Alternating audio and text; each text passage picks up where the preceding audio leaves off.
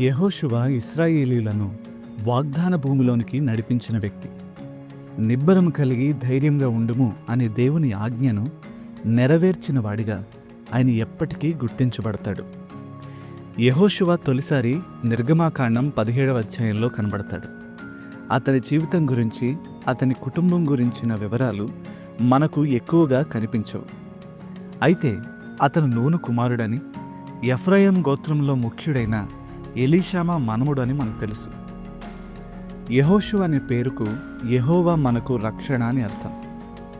మోషే దగ్గర యెహోషువ పరిచర్య ప్రారంభించినప్పుడు, ఖచ్చితంగా చెప్పాలంటే అమాలేకీలతో యుద్ధం జరుగుతున్న సమయంలో మోషే అతడిని కొంతమంది మనుషులకు నాయకత్వం వహించడానికి అతన్ని ఎన్నుకున్నప్పుడు మోషే అతనికి యెహోషువ అని పేరు పెట్టాడు.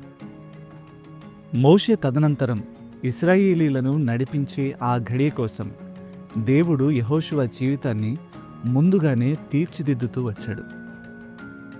యెహోషువ మోషే నాయకత్వం నుండి బలంగా ప్రభావితుడయ్యాడు. మోషే మరణించే వరకు యెహోషువ అతనికి సేవ చేశాడు.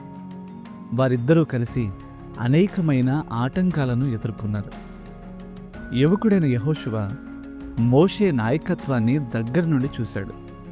మోషే బోధనలు, అతడు చూపించిన ఉదాహరణ ద్వారా యెహోషువ నాయకుడిగా ఎదిగాడు. నాయకులుగా ఉన్నవారికి అడ్డంకులు తప్పవు. తన ప్రియమైన నాయకుడు మోషే మరణించిన తర్వాత యెహోషువ తనకు ఎదురొస్తున్న ప్రతి అడ్డంకిని జయిస్తూ ఇశ్రాయేలును నడిపించే నాయకుడయ్యాడు.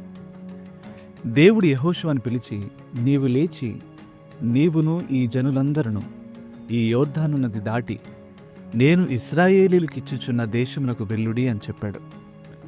అంతవరకు తన నాయకుని దగ్గర ఎంతో వినయంగా ఉంటూ తన పనిలో సమర్థవంతమైన ప్రతిభను కనబరిచాడు.